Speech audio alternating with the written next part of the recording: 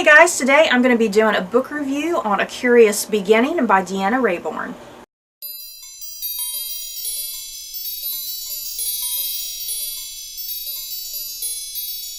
A Curious Beginning is the first book in Deanna Raybourn's new series following Veronica Speedwell, a young woman with a scientific mind and a love of traveling to far exotic places.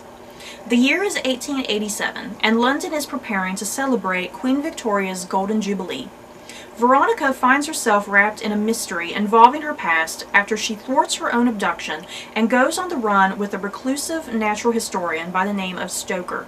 Veronica and Stoker don't particularly see eye to eye on how they should handle the assailants who pursue them, but this journey unearths shocking revelations that neither of them saw coming.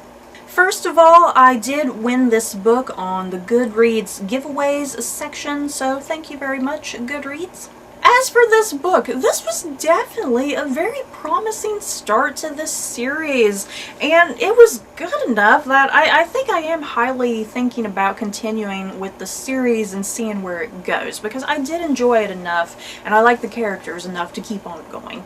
And it's definitely not a standalone book. If you're looking for a standalone, you're not going to get it, because the way this book kind of ends, you are kind of left lingering and you are wanting more of this world and these characters and where the mystery is going to continue to.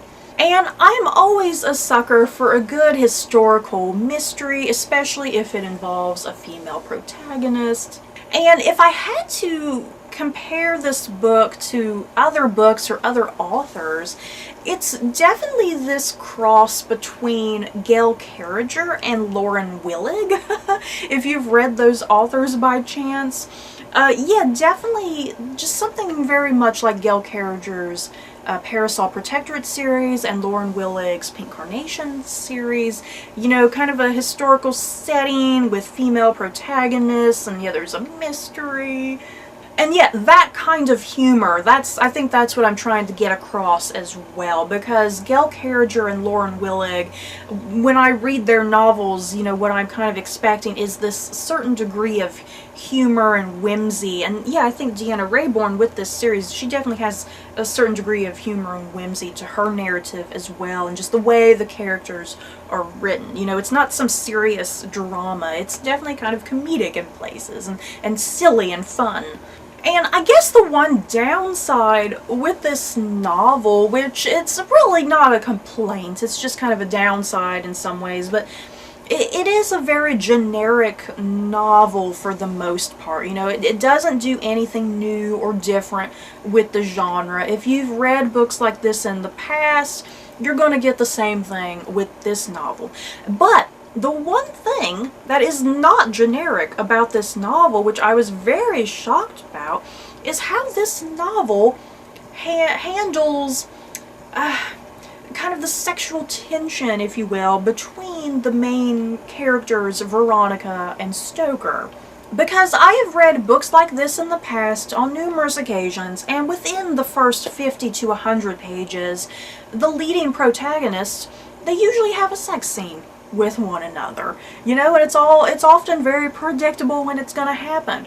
So the first 100 pages of this novel went by, and there was no sex scene. You guys, I don't know if that's a spoiler or not. I don't really consider that a spoiler, but yeah, I'm trying to figure out how to talk about this without spoiling, because I don't want you to know whether or not Veronica and Stoker even share a sex scene. Do they or don't they? I'm just going to leave it up to you guys.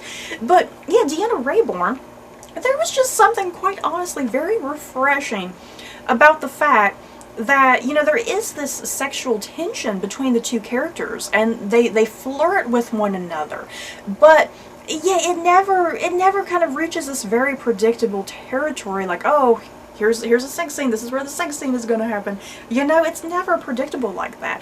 And that leads me to the characters themselves. You know, these characters, even though they are generic in some ways, and they do share, you know, common tropes like what you would see in a typical historical romance like this, the characters in some ways, they are still kind of refreshing. And yeah, Veronica and Stoker, you know, they're a man and a woman, but they treat each other like equals through the entire novel, and it's never really just brought up on numerous occasions, you know, their genders. You know, it's never brought up that much. And Veronica and Stoker, they both have common interests and things that they enjoy.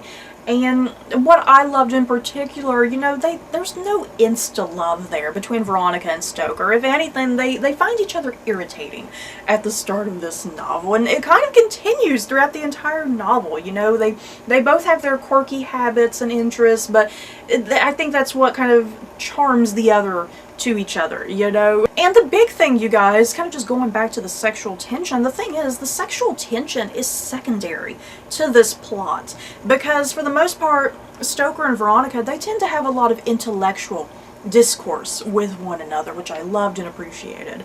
So yeah, I've not really talked that much about the novel. I mean, it's a typical historical romance mystery sort of book, and yeah, I don't want to really give away too much about what the mystery is, because I feel like revealing too much about it is, you know, kind of giving away too many spoilers. It's kind of one of those books you need to read it and everything is kind of revealed and unraveled for you and you start piecing things together. But yeah, I thoroughly enjoyed this, and like I said, I enjoyed it enough that I think I would definitely like to continue with the series, and I think I definitely recommend this. If you love historical romances, historical mysteries, this might be right up your alley. So that's it for this video. In the comments below, have you guys read A Curious Beginning? Maybe you're further along in this series than I am, because I know there's already like 2 or 3 books in this series, but I've only made it to the first one.